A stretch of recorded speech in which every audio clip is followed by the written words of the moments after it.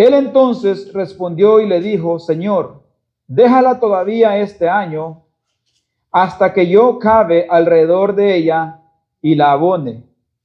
Y si diere fruto, bien, y si no, la cortarás después. Gloria a Jesús. Bendito sea el nombre de Jesús. Hermanos, hay veces cuando nosotros hablamos de parábolas allá afuera, cuando andamos evangelizando, la gente dice: no, pero eso solamente es una parábola. Pero nosotros como hijos de Dios entendemos que cada una de las parábolas tiene una enseñanza para nuestras vidas. Una enseñanza práctica, una enseñanza que nosotros podemos tomar como literal. Y en esta ocasión, hermanos, vamos a estar viendo la parábola que cuenta aquí nuestro Señor Jesucristo, ¿verdad? Nos habla, dice: dijo también esta parábola: tenía un hombre una higuera plantada en la viña y vino a buscar fruto en ella y no lo halló. Vemos, hermanos, muchas veces cuando se predica este mensaje, a veces el predicador dice: dígale al de su lado, ya está dando frutos. O dígale al de su lado, ¿cuántos años tienes en el evangelio y no da fruto? Pero en esta ocasión yo quiero que hagamos algo diferente. Preguntémonos a nosotros. Porque a veces es muy fácil no tocar al de al lado y decirle: oye, ya está dando frutos. O preguntarle: ¿cuántos años tienes de estar en el evangelio y no está dando frutos? Pero a veces lo más difícil es mirarnos a nosotros mismos, porque esto aplica no solamente para los que escuchan, sino para el que está hablando también. ¿Por qué? Porque desde el momento que uno lo lee, hermano, lo lleva a analizar su vida. Lo lleva a analizar su vida y a examinar su vida, cómo está caminando en el camino del Señor. Entonces, lo primero que vemos es que dice: vino a buscar fruto en ella y no lo halló. No se entiende que si vino a buscar fruto es porque era tiempo de que diera fruto. Porque leemos enseguida y dice: y dijo el viñador: he aquí, hace 3 años que vengo a buscar fruto en esta higuera y no lo he hallado. Córtala. Hacía 3 años que estaba viniendo, un año, otro año y otro año, a buscar fruto en la higuera. Y si estaba viniendo a buscar año tras año es porque había alcanzado el tamaño que la higuera debe de alcanzar. Viendo y cómo funciona esto, veía que entre 3 y 5 años tarda una higuera para dar fruto. Entonces, si el viñador venía y venía, es que entendía: no, ya es tiempo de que dé fruto. Vino un año, vino otro año, vino 3 años y dice: no halló fruto en ella. A veces, hermanos, yo cuando a veces me preguntan, ¿no? A veces, ¿cuántos años llevas en el evangelio? A veces me da hasta cosita decir llevo 6 años o llevo 5 años, ¿no? Porque digo yo, veo mi vida y digo, me falta mucho para llegar a la estatura de la medida del varón perfecto que es Cristo. Entonces, cuando yo veo esto y digo, llevo 6 años, siento un peso encima de mí decir estos años en el evangelio, ¿no? Que yo creo que entre más años pasan, va sintiendo como un peso más grande uno, como la Biblia dice, ¿no? Al que más se le da, se le demanda más. Porque la Biblia enseña esto. Entre más conocimiento tenemos, se demanda más frutos de nosotros. Porque el que tiene poco conocimiento, pues tiene que dar fruto del poco conocimiento que tiene. Pero el que tiene más conocimiento, se demanda mucho más fruto. Entonces, a este sentido, hermano, cuando se hace esa pregunta, a mí digo yo, al decir tengo 6 años, se entiende que ya tengo un conocimiento un poquito más elevado que el que tiene 1 año en el cristianismo, que el que tiene 2 años, que el que tiene 3 años. Y me examino a mí y digo, pero estoy lejos todavía. Hermanos, yo cuando comencé en el evangelio, yo pensaba, ¿no? Cuando yo tenga mis 3, 4 años, seguramente me voy a sentir bastante cerca a esa medida que se escuchaba en las escrituras, de la medida del varón perfecto. Pero, hermanos, me doy cuenta que entre más años voy teniendo, claro, examino mi vida y yo atrás no soy el mismo de hace 1 año, no soy el mismo de hace 3 años, no soy el mismo de hace 4 años.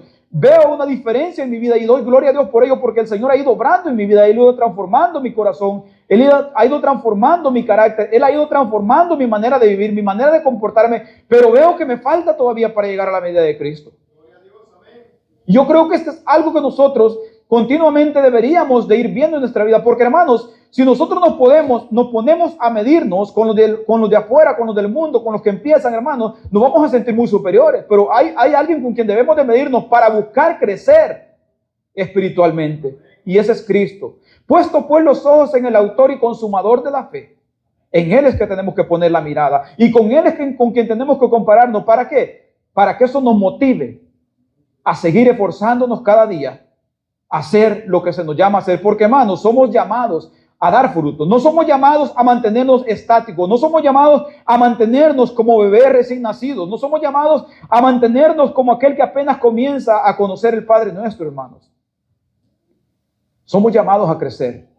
Y el crecer, hermanos, nos lleva a dar frutos en el Evangelio. Entonces dijo al viñador: he aquí, hace 3 años que vengo a buscar fruto en esta higuera y no lo he hallado. Córtala. Este pasaje también hace alusión lo mismo, ¿no? Al pueblo de Israel, pero en cierta manera también a nosotros. Jesús llega en Mateo, ¿no? A una higuera y comienza a buscar fruto. 21:18 de Mateo. Por la mañana, volviendo a la ciudad, tuvo hambre y vino a una higuera cerca del camino y vino a ella y no halló nada en ella sino hojas solamente. Y le dijo: nunca jamás nazca fruto de ti. Y luego se secó la higuera. Cuando nosotros vemos estos pasajes, quizás nosotros veamos solamente una historia, un acto de milagro de Jesucristo, ¿no? Cuando ve esta higuera, busca fruto en ella y luego de repente dice que dijo: nunca más se haya fruto en ti, se seca. Nosotros vemos quizás una historia, pero ahí hay una enseñanza muy grande, hermano. Esta higuera era una higuera muy frondosa que aparentaba, ¿no?, una apariencia muy bonita. Y nosotros en el cristianismo, quizás mediante el tiempo, nuestra apariencia física, nuestra manera de comportarnos pueda cambiar en frente de las personas, hermanos. Pero a veces, hermanos, lo que más cuesta cambiar es aquello que se hace a escondidas o aquello que está dentro de nuestro corazón. Y eso es lo cual nosotros debemos de examinarnos cada día. ¿Cómo estamos nosotros viviendo la vida en el Señor? ¿Qué tanto nos está transformando el Evangelio a nosotros? ¿O seguimos, como dijo el predicador que vimos en Evangelio el otro día, en pañales espiritualmente?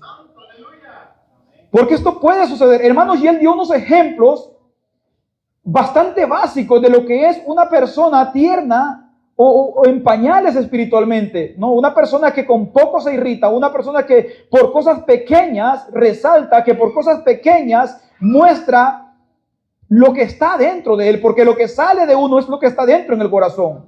A veces uno suele echar la culpa: no, pero es que tú, no, pero es que Julano, no, pero es que Mengano, provocan en mí esto, provocan en mí lo otro, hermano. Pero no nos examinamos nosotros y decir nosotros somos la culpa, somos la causa de lo que acontece.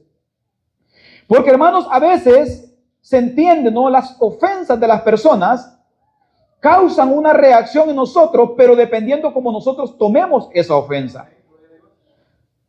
Porque si alguien, supongamos que en la calle alguien nos grita: oye tú, perro. O sea, si nosotros tomamos eso como literalmente que nos ven como un perro, nos vamos a sentir como ofendidos. Pero si nosotros tomamos eso como alguien que está un poco desquiciado de la mente, pobrecito, no sabe ni lo que dice, no sabe ni lo que habla, ¿qué reacción provoca en nosotros? Lástima y misericordia por esa persona. Por eso, la Escritura dice también, un pasaje que vamos a leer más adelante, que el hombre bueno del buen tesoro de su corazón saca lo bueno, y del mal tesoro de su corazón saca lo malo. Porque de lo que está lleno el corazón refleja nuestra vida en todas nuestras acciones. Hermanos, cuando uno está en el mundo y tiene deseo de verse sensual, ¿cómo se viste? Busca ser atractivo, busca ser seductor, busca llamar la atención, busca esto, hermanos. Porque de lo que está en el corazón refleja nuestro exterior. Y esto aplica no solamente en ciertas áreas de nuestra vida, esto aplica en todas las áreas de nuestra vida. Hermanos, cuando alguien está con deseos excesivos de ganar dinero, ¿de qué habla? ¿De qué platica? ¿Cuáles son sus metas, sus misiones? Cuando se habla de trabajo, de cosas estas, ¿cuál es lo primero que piensa? Más dinero. Un pago más por hora. un cheque más grande. Jamás piensa en decir, hermanos, si este trabajo es de Dios, va a dar el tiempo para la gloria de Dios. Y Señor, provee un trabajo que gane lo suficiente, que no me falte el pan de cada día, que tenga lo suficiente para vestir, para pagar mis rentas y mis biles, pero que tenga el tiempo para poder glorificar tu nombre. Pero no, hermanos, cuando nuestro corazón está lleno de la vanidad de este mundo, lo primero que nos importa es lo material y lo espiritual sale sobrando, o si hay tiempo. El corazón de nosotros nos hace actuar para hacer lo que hacemos. Cuando un niño o otro niño le quita un juguete, ¿por qué cree que reacciona con deseo de quitárselo? Porque su corazón está lleno de egoísmo. Cuando nosotros, hermanos, tenemos el tiempo para estudiar la palabra, para orar, y lo dedicamos para ver las redes sociales, ¿de qué está lleno nuestro corazón? De eso. De los deseos de alegrar nuestra vista, entretener nuestra mente, mirar chistes, mirar cosas que nos hagan reír, mirar cosas que nos hagan pasar el tiempo, pero la gloria para Dios, cero. Pero el que quiere glorificar a Dios en su vida busca apartar el tiempo. Y hermanos, y cuando mira estas cosas en las redes sociales que siente que no agradan a Dios, pasa de largo con estas cosas. Y si mira que viendo una prédica le salen muchas de estas cosas, que dice, mejor lo leo en la Biblia después. ¿Por qué? Porque ve que no conviene. Porque, hermanos, a veces en las redes sociales usted mira un reel de una prédica, mira 5 reels de muchas otras cosas que no son palabra de Dios y que no glorifican a Dios. Yo solía leer la Biblia en el teléfono antes, pero me aparecían demasiados anuncios que después dije, no, es mejor leerla así, en papel. ¿Por qué? Porque veía que de repente me salía un reel de otra cosa y me comenzaba a ver otro y otro y otro, así, o un anuncio, y de repente se me olvidaba que estaba leyendo la Biblia. Eso pasa, hermanos. ¿Por qué cree que esto pasa? Porque mientras estamos en esta carne, hay una lucha constante y continua entre nuestra carne y la vida espiritual que Dios quiere que nosotros vivamos. Entonces, hermanos, lo que dijo aquí el viñador fue, córtala, para que no inutilice la tierra. Dice, inutiliza también la tierra. Cuando se habla de esto de inutilizar la tierra, nosotros que hemos sembrado y hemos plantado cosas en nuestros terrenos o en nuestros países, entendemos, ¿no?, que es algo que inutiliza la tierra. ¿Qué se entiende por esto? Que ese lugar donde esa planta está situada y no está dando frutos, es mejor cortarla y sembrar otra que sí dé frutos. Y esto fue lo que dijo el viñador, córtala, para que no inutilice más la tierra. Entonces dice, respondiendo le dijo, Señor, déjala todavía este año hasta que yo cabe alrededor de ella y la abone. Déjala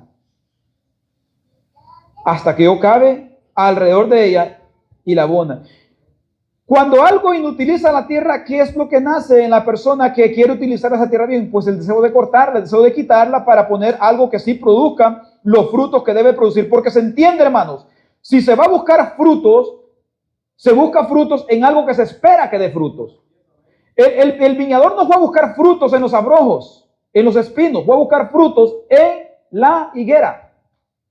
Hermanos, nosotros no podemos esperar que el mundo dé frutos allá afuera, pero se espera que cada uno de nosotros, los que hemos creído la palabra, los que hemos recibido la palabra, demos frutos. Eso es lo que se espera, que cada uno de los que nosotros que estamos escuchando la palabra día tras día, demos frutos. Dice Lucas, capítulo 3, versículo 8, haced pues frutos dignos de arrepentimiento, y no comencéis a decir dentro de vosotros mismos, tenemos a Abraham por padre, porque yo os digo que Dios puede levantar hijos a Abraham aún de estas piedras. Y esto es algo, hermanos, que como cristianos a veces nosotros solemos practicar, decir, no, yo ya soy miembro de la iglesia tal, Yo ya pertenezco al grupo tal, yo predico, yo canto, yo toco esto, yo toco lo otro, yo me congrego en tal. Hermanos, solemos nosotros justificarnos y solemos a veces consolarnos con el hecho de tener una relación con personas que nos vemos como hermanos y pensar que con eso ya estamos bien. El pueblo de Israel tenía este pensamiento y en este pensamiento venían a hacer los rituales con Juan el Bautista que bautizaba, se bautizaban, pero continuaban en la misma vida de pecado. En la misma vida, perdidos en sus delitos y pecados, solamente tomaban los rituales del bautismo, los rituales de venir al grupo de los que estaban siendo bautizados, pero no había un cambio genuino en sus corazones. Y por eso Juan el Bautista les gritó y les dijo: haced pues frutos dignos de arrepentimiento y no penséis decir dentro de vosotros: a Abraham tenemos por padre, porque yo os aseguro que Dios puede levantar hijos a Abraham aún de estas piedras. ¿Qué nos enseña a nosotros, hermanos? Que Dios puede levantar siervos y discípulos esforzados aún de las personas que están fuera de una congregación. Si nosotros no damos los frutos, Dios levantará personas que sí den los frutos. Dios levantará a un borracho por allá afuera, a un ladrón, para que dé los frutos. Hermanos, porque es cuando se escucha la palabra, se espera que la atesoremos en nuestro corazón. Leíamos aquel día en Deuteronomio: y el que escuchó la palabra y la puso ¿dónde? Hizo caso a Dios, a lo que Dios había dicho. Porque eso es, hermanos, el resultado de escuchar la palabra con fe, de ponerla en nuestro corazón, de ponerla por obra. Por eso Juan el Bautista les dijo: haced pues frutos dignos de arrepentimiento. Y no comencéis a decir dentro de vosotros mismos: tenemos a Abraham por padre, porque yo os digo que Dios puede levantar hijos a Abraham aún de estas piedras. Esto no se trata de pertenecer a una etnia, a una religión, de pertenecer, de ser familia como los jóvenes que están aquí, de ser hijos de padres cristianos. Eso no marca la diferencia en ellos. Necesitan arrepentirse y necesitan convertirse de todo su corazón si han entendido el evangelio y dar frutos dignos de arrepentimiento. De lo contrario, su creencia y su fe, si no dan frutos, van a venir a ser igual que estas higueras, con apariencia de bondad, de piedad, pero vacíos en cuanto a los frutos dignos de arrepentimiento. Porque los frutos dignos de arrepentimiento son algo visibles en nuestra vida. Cortarla para que no inutilice tierra. Vamos, 6:43 de Lucas dice: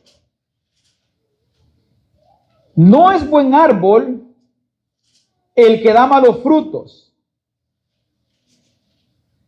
ni árbol malo el que da buenos frutos, porque cada árbol se conoce por sus frutos. Pues no se cosechan higos de los espinos, ni de las zarzas se vendimian uvas. Después dice: el hombre bueno del buen tesoro de su corazón saca lo bueno. El hombre malo del mal tesoro de su corazón saca lo malo. Porque de la abundancia del corazón habla la boca. Lo primero que venimos viendo es: el árbol bueno da buenos frutos. Se espera que si es buen árbol, dé buenos frutos. O sea, y si es un árbol bueno que debería dar buenos frutos y no está dando buenos frutos, entonces no es buen árbol. Entonces solamente es apariencia. Entonces solamente tiene una religión vana y vacía.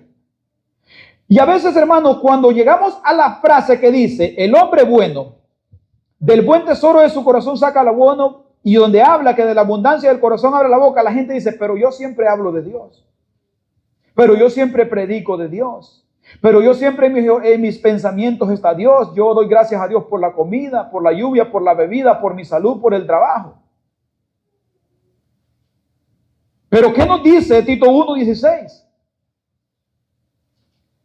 Profesan conocer a Dios, pero con los hechos lo niegan, siendo abominables y rebeldes y reprobados en cuanto a toda buena obra. Ya no se trata de lo que se habla, se trata de la obra. Se trata de lo que se hace con lo que uno cree. Se trata de lo que se hace con lo que uno profesa decir. Se trata que tiene que ir de acuerdo a lo que hablamos con lo que hacemos. Que si decimos somos hijos de Dios, actuemos como hijos de Dios. Que si decimos somos cristianos, actuemos como Cristo. De eso se trata, hermanos. ¿Qué decía Cristo acerca de hacer la voluntad del Padre Celestial? Porque el hacer la voluntad del Padre es mi comida y es mi bebida. Es decir, en lo que se deleita, en lo que se complace, en lo que siente placer. Todo lo demás no era placentero. Todo lo demás era que se tenía que hacer porque se tenía que hacer. Pero lo que da placer verdaderamente, lo que nos hace sentir llenos, lo que nos hace sentir completos, debe de ser hacer la voluntad de Dios. Eso es lo que debe de hacernos sentir completos, saciados y llenos. Hacer la voluntad de Dios para que no seamos de esos que profesamos conocer a Dios, pero con nuestros hechos lo negamos, siendo abominables y rebeldes y reprobados en cuanto a toda buena obra. Porque hay que recordar que la palabra de Dios también dice que el que sabe hacer lo bueno y no lo hace, le es pecado. Y cuando hablamos de reprobados en cuanto a toda buena obra, está hablando de que si se hace un test de buenas obras, no pasamos el test. No pasamos la prueba porque estamos reprobados. Y no, quizás no delante de los hombres, quizás no delante de los líderes o delante de las personas o delante de los hermanos, pero delante de Dios sí. Reprobados en cuanto a toda buena obra. Entonces respondió y dijo: Señor, déjala todavía este año, otro año más, démosle otro año más. Y cuando hablamos de otro año más, que la deje y lo ponemos al contexto de nuestra vida, ¿de qué nos está hablando? Señor, espérate tantito, espérate un tiempo más. Es decir, cada día que nosotros vivimos y no hacemos lo que Dios quiere en nosotros, es que Dios nos está dando la oportunidad de que nos reindiquemos, de que nos volvamos a Él en arrepentimiento y fe y comencemos a hacer lo que Él quiere que nosotros hagamos.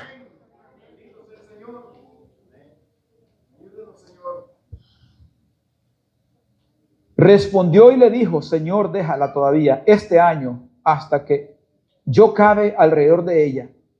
Y cada día que escuchamos esa palabra, hermanos, es como si estuviera regándonos abono, un poco más de abono, para ver si así llegamos a producir los frutos. Cada día que seguimos escuchando el mensaje de Dios, sea aquí presente, o sea porque alguien afuera nos predica, o sea porque vemos una prédica, es Dios regándonos con ese abono para ver si así logramos producir los frutos. Lucas 4:9 dice: y ya también el hacha está puesta a la raíz de los árboles. Por tanto, todo árbol que no da buen fruto será cortado y echado al fuego. Todo árbol. Hermanos, cuando dice esa frase que dice así: el hacha está puesta a la raíz de todo árbol. Es decir, la humanidad entera está bajo esta condición de que el hacha está puesta a la raíz. O sea, hay una sentencia de muerte para la humanidad entera que no está en Cristo Jesús, que no está dando los frutos. Porque ¿quién es el que da frutos? ¿El que está unido a la vid o el que está separado de la vid? El que está unido a la vid. Porque ¿qué dijo Jesucristo? Separado de mí, nada podéis hacer. Y en esto he glorificado a mi Padre, en que vayáis y llevéis muchos frutos. Eso es lo que dice en Juan 15. Jesucristo dice que aquel que está unido a Él lleva frutos. Y en eso es glorificado el Padre, en que llevemos muchos frutos. Entonces, cuando habla de que la hacha está puesta a la raíz de todo árbol que no da buen fruto, está hablando de esto, de esta sentencia de muerte que hay para la humanidad entera, que no está bajo la protección divina de Dios por medio de Cristo Jesús. Pero si nosotros estamos unidos a Él, se da por hecho que nuestros frutos reflejarán que estamos verdaderamente unidos a Cristo Jesús. Porque volviendo, hermanos, a lo mismo, de cuando me preguntan cuántos años tengo en el Evangelio, yo recuerdo cuando yo andaba en el mundo y me preguntaban: ¿tú perteneces a alguna religión? Yo decía: sí, soy cristiano. Pero no decía soy cristiano porque estaba obedeciendo a Dios o estaba viviendo conforme a su palabra. Decía soy cristiano porque de pequeño mi papá me llevaba a la iglesia. Y porque de pequeño yo había escuchado alabanzas y había escuchado Juan 3:16, porque de tal manera amó Dios al mundo, que Dios incluso me lo sabía de memoria desde pequeñito. Pero mi vida jamás había entrado el deseo de honrar a Dios. Jamás había existido en mí el deseo de entregarme a Dios por completo. Yo iba porque me llevaban. No era porque yo sentía el deseo y el placer de estar allí. Mi placer era que terminara el culto y salir afuera e irme a jugar. Ese era mi placer. Y cuando había vigilias, mi placer era que terminara el culto y comenzara la comida. Ese era mi placer porque no había nacido de nuevo. Entonces, cuando comienzo a dar mis primeros pasos en el evangelio y comienzo a examinar mi vida pasada, digo, yo no era cristiano. Y ahí es donde digo, donde ahora cuando me preguntan, digo, ¿cuántos años tienes de ser cristiano? Ahora digo, no, pues hoy sí puedo decir, soy cristiano desde que me convertí al Señor, desde que acepté su palabra, desde que la recibí en mi corazón y desde que nació en mí un deseo por agradar a Dios, que yo entiendo que no fui yo, sino que fue que Dios lo puso en mí. Porque dice en su palabra en Efesios que Él es el que pone en nosotros el querer como el hacer por su buena voluntad. Entonces, la gloria siempre es para aquel que pone el deseo en nosotros. Porque de nosotros no nacen buenos deseos, hermanos. Yo vivía mi vida como cualquier impío afuera. Cuando tuve la oportunidad de salir del dominio de mis padres, se mostró lo que era yo. Porque en qué me complacía y qué buscaba. Porque siempre que quería ser libre del dominio de mis padres, nunca recuerdo haber querido ser libre para adorar más a Dios. Siempre que recuerdo que yo quería ser libre para hacer lo malo, para irme a vagar con mis amigos, para irme de fiesta con los amigos, para irme a hacer cosas indebidas que a Dios no le agradan y que Dios aborrece. Ese era mi sentir cuando deseaba ser libre del poder de mis padres. Entonces, cuando salí del poder de mis padres, se reflejó lo que verdaderamente había en mí. No estaba Cristo. Estaba un hombre muerto en delitos y pecados, dominado por las influencias del diablo. Pero Cristo me alcanzó y me libertó. Cristo me alcanzó y me hizo libre de las ataduras del diablo después de tantos años desperdiciados en el mundo. Que a veces visitaba la congregación y sentía aquellos golpes desde la palabra golpeándome. ¿Y qué hacía cuando sentía esos golpes? En vez de acercarme más a Dios, no volvía. ¿Por qué no volvía? Porque dices, no, decía yo, es que esto es para mí directamente. Esto me están atacando, esto conocen, alguien se lo contó, alguien le dijo. Pero cuando Dios llega, hermanos, es que es algo totalmente diferente. Cuando Dios llega, hermanos, y la palabra comienza a confrontarlo y a confrontarlo a uno dice, sí, Señor, eso soy yo. Sí, Señor, me estás hablando a mí. Yo entiendo, Señor, estoy mal, estoy perdido y por eso estoy aquí, porque necesito de ti. Y recuerdo la petición que le puse a mi Señor el día que me entregué a Él. Le dije, Señor, si tú quieres que yo te sirva, haz de mí una nueva criatura. Pon en mí ese deseo de servirte, de honrarte, amarte y respetarte, porque yo quiero que tú hagas esa obra en mí, porque yo, Señor, lo he intentado por mi propia fuerza y jamás he podido hacerlo. Porque, hermanos, honestamente, cuando uno sabe hacer lo bueno, siempre, aunque ande en el mundo, a veces llega ese momento que uno dice, yo quiero hacer lo bueno. Yo no quiero hacer lo malo, yo quiero hacer lo bueno, yo quiero agradar a Dios. Y vienen esos pensamientos, hermanos, pero como uno está muerto en la carne, en los deseos de este mundo, no puede, es incapaz. Pero cuando Dios llega y pone ese corazón nuevo que habla en Ezequiel y quita, ¿no?, este corazón de piedra duro que hay, la cosa comienza a ser diferente. Duele, no es fácil, es paso a paso, pero Dios va obrando. Y Dios lo va encaminando a uno. Y Dios va haciendo de uno nueva criatura, como dijo el apóstol Pablo, que aquel que está en Cristo es nueva criatura. Gloria a Dios por ello, hermanos. Todos los que hemos sido alcanzados.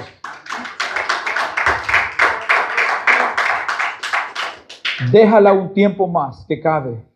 Y cuando hablamos, hermanos, de esto, déjala un tiempo más, hablamos también de los beneficios que tenemos en la gracia de Dios, ¿no? La gracia, la misericordia de Dios, la vida que seguimos teniendo. Entonces, hermanos, cuando nosotros vemos esto, acontece este llamado que se hace en Hebreos también a un pueblo rebelde, porque cuando leemos esto, hermanos, recordemos que Dios habla al pueblo de Israel directamente, ¿no? Pero cuando nosotros leemos esto y ahora como iglesia nosotros aplicamos estas enseñanzas a nuestra vida.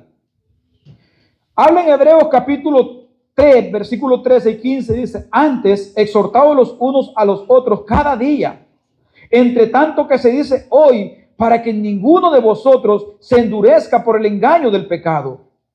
Porque somos hechos participantes de Cristo con tal que retengamos firmes hasta el fin nuestra confianza del principio. Hermanos, si nosotros hemos depositado nuestra fe, confianza y esperanza en Cristo, esto a nosotros nos debe hacer un llamado de mantenernos firmes en esta confianza, no tambalear, no desviarnos, no volver atrás. Y si, hermanos, caemos, volver a retomar el camino y volver a seguir adelante y recordar lo que Cristo dijo en su palabra: mis ovejas oyen mi voz y me siguen. Porque cuando Dios habla a través de su palabra, hermanos, es Cristo hablando a sus ovejas, a aquellos que se han desviado del camino, y les dice: vuelve al camino. ¿Y quién es el que obedece? ¿El que es oveja o el que no es oveja? Las ovejas oyen su voz, dice la palabra, y me siguen. Y estos ejemplos siempre ilustran, no es esa vida literal, como cuando vemos a un pastor guiando a un grupo de ovejas, que siempre hay veces una se sale del redil, no, masticando pasto por aquí, pasto por allá, se va saliendo, pero el pastor, ¿qué hace? La vuelve a llamar y vuelve otra vez al carril. Y si no entiende, con la voz del pastor va con su callado y van para adentro otra vez.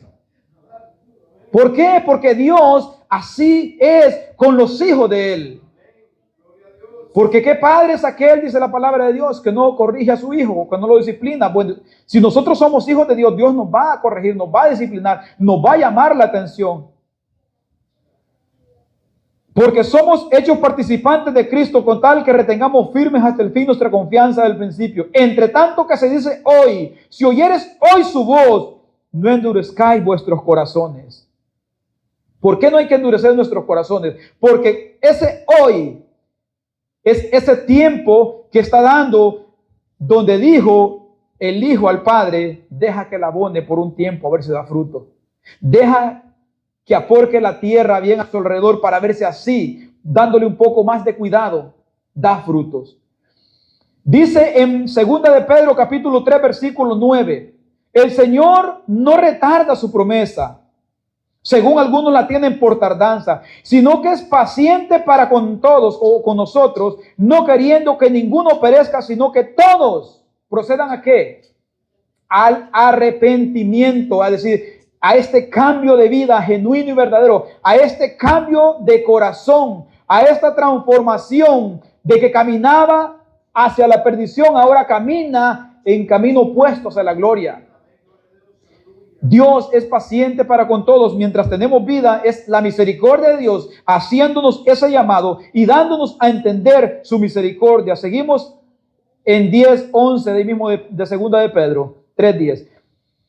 Pero el día del Señor vendrá como ladrón en la noche. O sea, esto dice, ese día llegará, en el cual los cielos pasarán con gran estruendo y los elementos ardientes serán deshechos y la tierra y las obras que en ellos hay serán quemadas. Puesto que todas estas cosas, o sea, las terrenales visibles que nosotros vemos, han de ser deshechas, ¿cómo no debéis vosotros andar en santa, piadosa manera de vivir? Si todo aquello que está envolviendo nuestra mente, que está tomando nuestro tiempo, que nos está llevando a desviarnos del plan y el propósito de Dios, van a ser destruidas, ¿cómo nosotros no deberíamos de enfocarnos en lo eterno? En aquello que prevalece para vida eterna. Porque todo lo que nosotros vemos, todo lo que nuestros ojos alcanzan a ver, la Escritura testifica, un día perecerá, un día será destruido. Hermanos, y quizás nosotros digamos, bueno, pero quizás tarde miles de años en que Cristo venga y destruya esto, o el Señor venga y destruya esta tierra. Pero ¿cuántos años de vida le quedan a usted? ¿Le quedan 1000 años todavía? Porque hoy puede estar aquí, mañana no puede estar aquí. De igual manera, hoy puedo estar aquí, mañana pueden escuchar el que estaba predicando, dicen que falleció. El que predicó este domingo le dio un paro cardíaco. El que predicó el domingo tuvo un accidente y le golpearon la cabeza y se murió. El que predicó el domingo le dio un paro respiratorio. El que predicó el domingo salió con cáncer y dicen que le quedan 2 semanas de vida. Hoy podemos estar aquí, mañana no estaremos. Porque a veces la gente piensa, pero hace tiempo que se dice el fin del mundo. Pero póngase a pensar esto. Nosotros no tenemos miles de años para vivir. El tiempo que tenemos es corto y es limitado. Por tanto, si oímos hoy su voz, no endurezcamos nuestros corazones como este pueblo de dura cerviz de Israel que endureció su corazón, porque no fue todo, fue un grupo de personas. Siempre Dios ha mantenido un pequeño remanente fiel que se mantiene escuchando la voz del Creador. Y en estos tiempos, de igual manera, Dios mantiene un pequeño pueblo, un pequeño rebaño. Hermanos, quizás no sean miles, quizás no sean millones los que se vayan con el Señor, pero Dios ha prometido que siempre prevalecerá un pequeño remanente que le glorifica y le exalta. Y que ese pequeño remanente que le glorifica y le exalta seamos usted y yo. Que procuremos vivir nuestra vida poniendo la mira en las cosas de arriba y no las de la tierra. Que las cosas terrenales las utilicemos para mientras vivimos en la tierra, no como que las vamos a tener para la eternidad. Para nuestro diario vivir y no como quien piensa a miles de años en esas cosas o a cientos de años, porque nuestra vida es, como leíamos también en el otro pasaje de los Salmos, como la flor del campo. La hierba se seca, la flor se muere, pero la palabra de Dios permanece para siempre, dice otro pasaje también, ¿verdad? 3:15 ahí mismo en 2 de Pedro dice: y tener por entendido que la paciencia de nuestro Señor es para salvación, como también nuestro amado hermano Pablo, según la sabiduría que le ha sido dada, os ha escrito. O sea que el apóstol Pablo escribía mucho de esto, que la paciencia del Señor para con nosotros es ¿para qué? Para salvación. La paciencia del Señor para con nosotros no es para que nosotros vivamos más tiempo en esta vida y procuremos vivir conforme a nuestros deseos carnales, sino que busquemos la honra y la gloria para Dios en todo lo que nosotros hacemos. Dice el 9: y si diere fruto, bien, y si no, la cortarás después. Leemos en Hebreos 9:27: de la manera que está establecida para los hombres que mueran una sola vez y después de esto el juicio. Vayamos a Romanos y ahí quiero leer ese versículo junto con ustedes. Romanos 2, 5 y 6.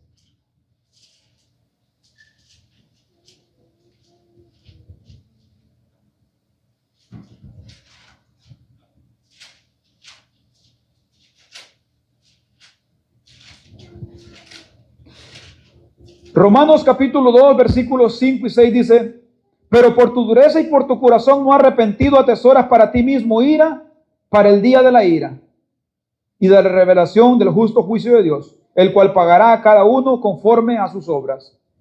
Cuando nosotros leemos que pagará a cada uno conforme sus obras, entendemos que Dios no hace excepción de personas, hermanos. No importa la etnia a la que pertenezca, el apellido que tenga, la persona que sea, lo que ha hecho en esta vida, eso es lo que recibirá. Porque, hermanos, Dios no obligará a nadie a estar en el reino de los cielos a la fuerza. Lo que nosotros amamos en esta vida es lo que Dios nos dará en la eternidad. Si nosotros hemos amado el pecado, hemos amado el mundo, hemos amado las obras de las tinieblas, pues recibiremos conforme a lo que hemos amado.